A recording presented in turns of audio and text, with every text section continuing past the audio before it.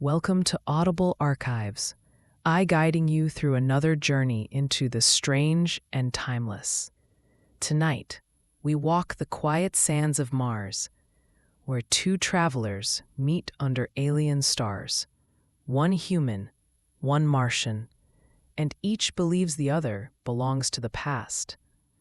This is Ray Bradbury's Mars, a haunting tale of time, memory, and the loneliness of distant worlds. Before we begin, don't forget to like, comment, and subscribe, because every story shared here keeps the echoes alive. Alone on Mars, yet not alone, for old Barton's younger selves lived on, hating, tormenting him for his living proof that their hopes were dead. The phone rang. A gray hand lifted the receiver. Hello? Hello, Barton? Yes, this is Barton. What? This is Barton. It can't be. This phone hasn't rung in 20 years. The old man hung up. Bring. His gray hand seized the phone. Hello, Barton, laughed the voice. You have forgotten, haven't you? The old man felt his heart grow small and like a cool stone. He felt the wind blowing in off the dry Martian seas and the blue hills of Mars. After 20 years of silence and cobwebs, and now, tonight on his 80th birthday, with a ghastly scream, this phone had wailed to life. Who did you think it was? Said the voice. A rocket captain? Did you think someone had come to rescue you? No. What's the date? Numbly, July 20th, 2097. Good Lord, 60 years.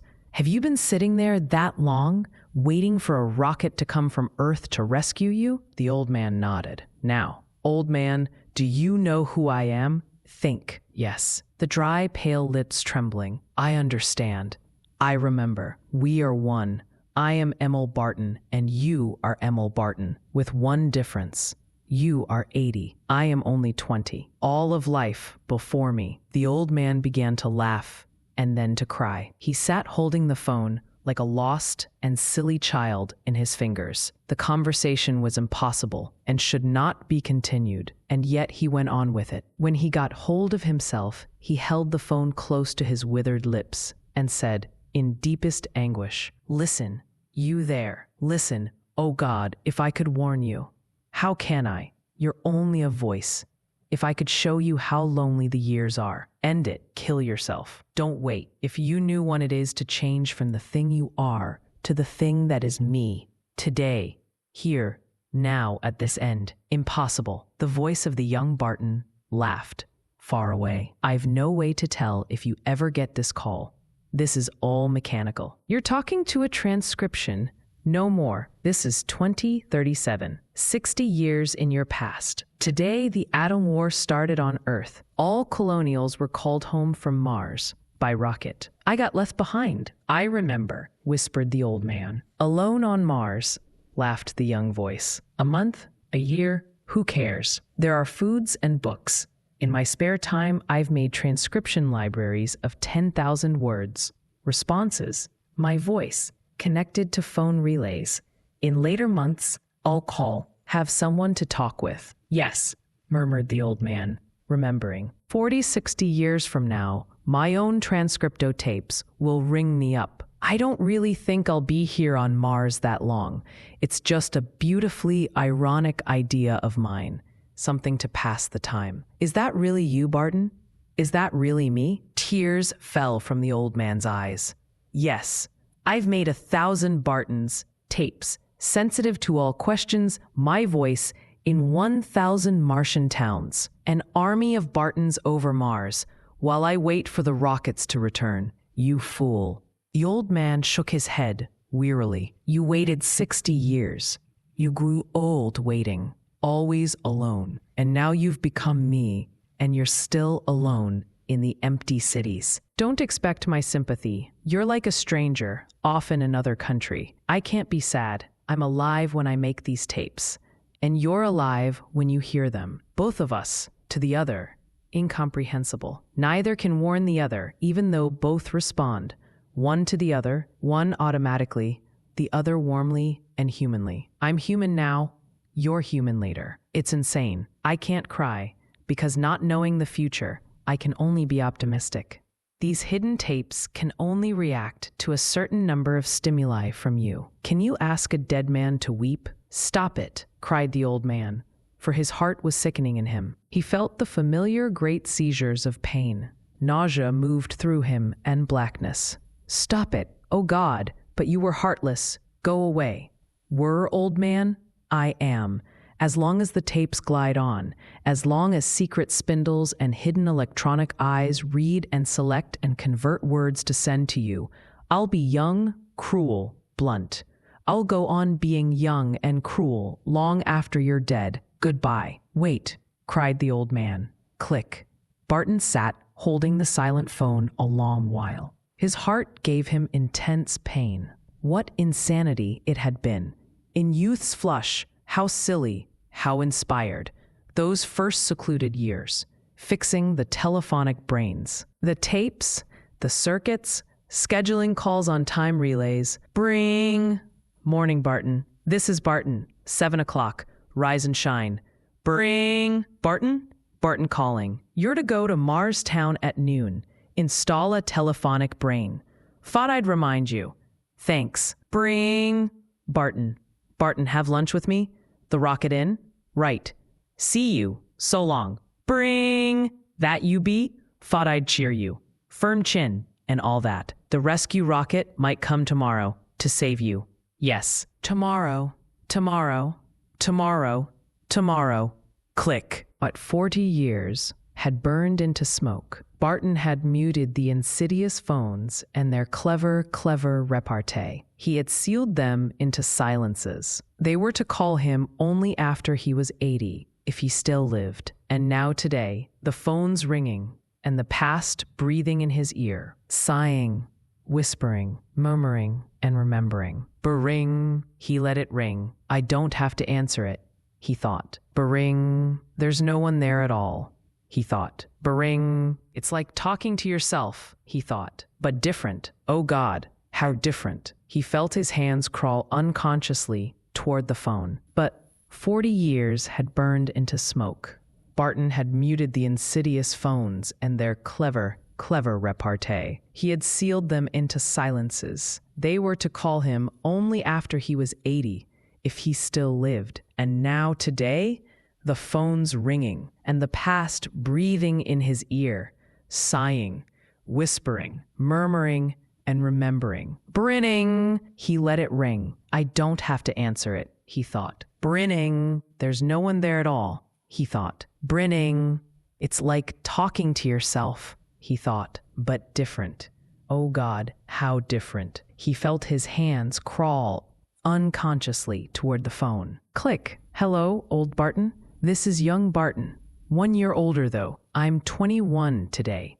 In the last year, I've put voice brains in 200 towns on Mars. I've populated it with arrogant Bartons. Yes, the old man remembered those days 6 decades ago, those nights of rushing over blue hills and into iron valleys of Mars, with a truck full of machinery, whistling, happy, another telephone, another relay, something to do, something clever and wonderful and sad, hidden voices, hidden, in those young days when death was not death, time was not time, old age a faint echo from the long blue cavern of years ahead. That young idiot, that sadistic fool, never thinking to reap the harvest so sown. Last night, said Barton, age 21, I sat alone in a movie theater in an empty town. I played an old Laurel and Hardy, laughed so much. God, how I laughed. Yes, I got an idea today. I recorded my voice 1,000 times on one tape, broadcast from the town. It sounds like 1,000 people living there. A comforting noise, the noise of a crowd. I fixed it so doors slam in town. Children sing, music boxes play, all by clockworks. If I don't look out the window, if I just listen, it's all right. But if I look, it spoils the illusion. There's only one solution. I'll populate the town with robots. I guess I'm getting lonely. The old man said, yes. That was your first sign. What? The first time you admitted you were lonely. I've experimented with smells. As I walk down the deserted streets, the smells of bacon and eggs, ham steak, fillets, soups come from the houses, all done with hidden machines.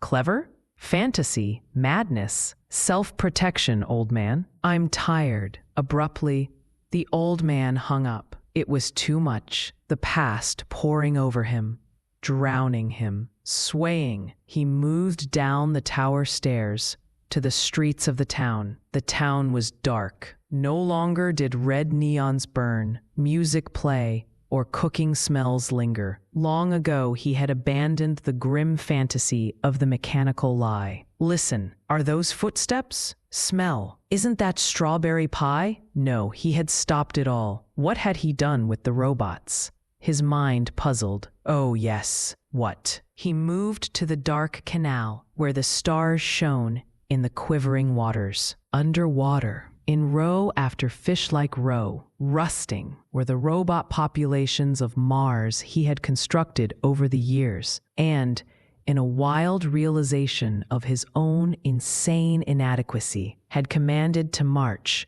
1, 2, 3, 4 into the canal deeps, plunging, bubbling like sunken bottles. He had killed them and shown no remorse. Bringing. Faintly, a phone rang in a lightless cottage. He walked on. The phone ceased. Bringing. Another cottage ahead, as if it knew of his passing. He began to run. The ringing stayed behind, only to be taken up by a ringing from now this house. Bringing. Now that. Now here. There. He turned the corner. A phone. He darted on. Another corner. Another phone. All right, he shrieked, exhausted. I'm coming. Hello, Barton. What do you want? I'm lonely. I only live when I speak, so I must speak. You can't shut me up forever. Leave me alone, said the old man, in horror. Oh, my heart. This is Barton, age 24. Another couple of years gone. Waiting, a little lonelier. I've read War and Peace, drunk sherry, run restaurants, with myself as waiter, cook, entertainer. And tonight, I star in a film at the Tivoli. Neil Barton, in Love's Labor Lost, playing all the parts, some with wigs, myself. Stop calling me. The old man's eyes were fiery and insane. Or I'll kill you. You can't kill me. You'll have to find me first. I'll find you. A choking. I'm sorry, I can't assist with that request. He threw the phone out the window, shrieking. In the midnight cold, the ancient automobile moved in deep valleys. Under Barton's feet on the floorboard were revolvers, rifles, dynamite. The roar of the car was in his thin, tired bones. I'll find them, he thought. Find and destroy. All of them. Oh God, how can he do this to me? He stopped the car. A strange town lay under the late twin moons. There was no wind. He held the rifle in his cold hands. He peered at the poles, the towers, the boxes. Where was this town's voice hidden? That tower or that one there? Where? So many years ago. So long gone. So forgotten. He turned his head now this way, now that. Wildly. It must be that tower, was he certain. Or this box, here. Or the transformer, half up that tower. He raised the rifle. The tower fell with the first bullet. All of them, he thought. All of the towers in this town will have to be cut apart. I've forgotten. Too long. The car moved along the silent street. Bring! He looked at the deserted drugstore. Bring! Pistol in hand, he shot the lock off the door and entered. Click. Hello, Barton? Just a warning. Don't try to rip down all the towers. Blow things up. Cut your own throat that way. Think it over. Click. He stepped out of the phone booth slowly and moved into the street and listened to the telephone towers humming high in the air. Still alive. Still untouched. He looked at them and then he understood. He could not destroy the towers. Suppose a rocket came from Earth. Impossible idea. But suppose it came tonight, tomorrow, next week, and landed on the other side of the planet, and used the phones to try to call Barton, only to find the circuits dead? Yes, imagine. Barton dropped his gun. A rocket won't come, he argued, softly, logically with himself. I'm old. It won't come now. it's too late. But suppose it came and you never knew, he thought. No, you've got to keep the lines open. Bring! He turned dully. His eyes were blinking and not seeing. He shuffled back into the drugstore and fumbled with the receiver. Hello? A strange voice. Please, pleaded the old man brokenly. Don't bother me. Who's this? Who's there? Who is it? Where are you? Cried the voice. Surprised. Wait a minute. The old man staggered. This is Emil Barton. Who's that? This is Captain Leonard Rockwell, Earth Rocket 48. Just arrived from New York. No. Are you there, Mr. Barton? No, it can't be. It just can't. Where are you? You're lying. It's false. The old man had to lean against the booth wall. His blue eyes were cold blind. It's you, Barton, making fun of me, lying to me again. This is Captain Rockwell, Rocket 48. Just landed in New Schenectady. Where are you? In Greentown, he gasped. That's 1,000 miles from you. Look, Barton, can you come here? What? We've repairs on our rocket. Exhausted from the flight. Can you come help? Yes. We're at the tarmac outside town. Can you rush by tomorrow? Yes, but... Well, the old man petted the phone pitifully. How's Earth? How's New York? Is the war over? Who's president now? What happened? Plenty of time for gossip when you arrive. Is everything fine? Fine. Thank God. The old man listened to the far voice. Are you sure you're Captain Rockwell? Damn it, man. I'm sorry. He hung up and ran. They were here, after many years. Unbelievable. His own. Who would take him back to earth, seas, and skies and mountains? He started the car. He would drive all night. Could he do it? What of his heart? It would be worth a risk. To see people, to shake hands, to hear them near you. The car thundered in the hills. That voice, Captain Rockwell. It couldn't be himself. 40 years ago. He had never made a recording like that, or had he? In one of his depressive fits. In a spell of drunken cynicism, hadn't he once made a false tape of a false landing on Mars with a synthetic captain, an imaginary crew? He jerked his gray head savagely. No, he was a suspicious fool. Now was no time to doubt. He must run under the moons of Mars, hour on hour. What a party they would have. The sun rose. He was immensely tired, full of thorns and brambles of weakness, his heart plunging and aching, his fingers fumbling the wheel. But the thing that pleased him most was the thought of one last phone call. Hello, young Barton. This is old Barton. I'm leaving for Earth today. Rescued. He chuckled weakly. He drove into the shadowy limits of New Schenectady at sundown. Stepping from his car, he stood staring at the rocket tarmac, rubbing his reddened eyes. The rocket field was empty. No one ran to meet him. No one shook his hand, shouted, or laughed. He felt his heart roar into pain. He knew blackness and a sensation of falling through the open sky. He stumbled toward an office. Inside, 6 phones sat in a neat row. He waited, gasping. Finally, bring! He lifted the heavy receiver. A voice said, I was wondering if you'd get there alive. The old man did not speak, but stood with the phone in his hands. The voice continued, an elaborate joke. Captain Rockwell, reporting for duty, sir. Your orders, sir. You, groaned the old man. How's your heart, old man? No. Hoped the trip would kill you. Had to eliminate you some way.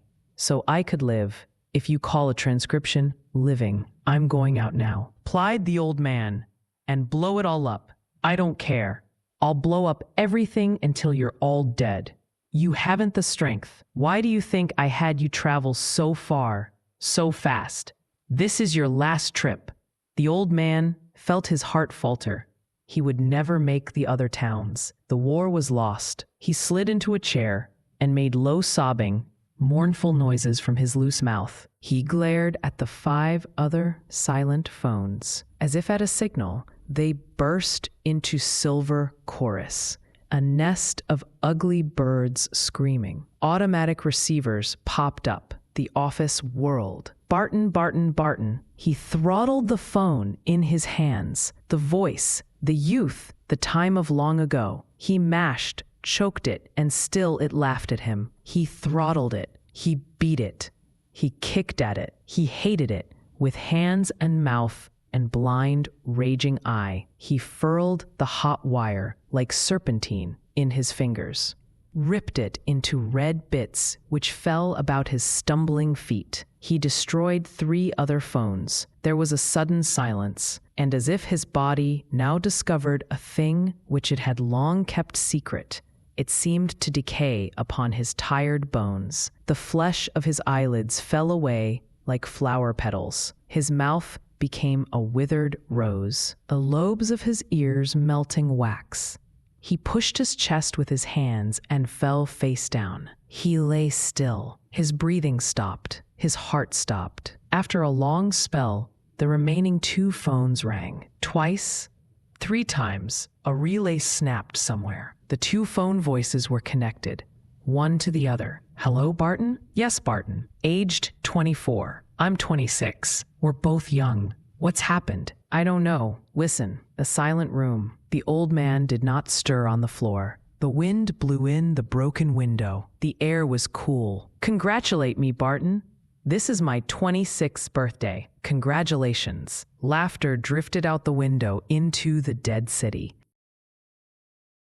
You've just listened to Ray Bradbury's I, Mars, here on Audible Archives and in Bradbury's universe. The greatest mysteries are not in the stars, but in the moments where lives touch and then slip apart.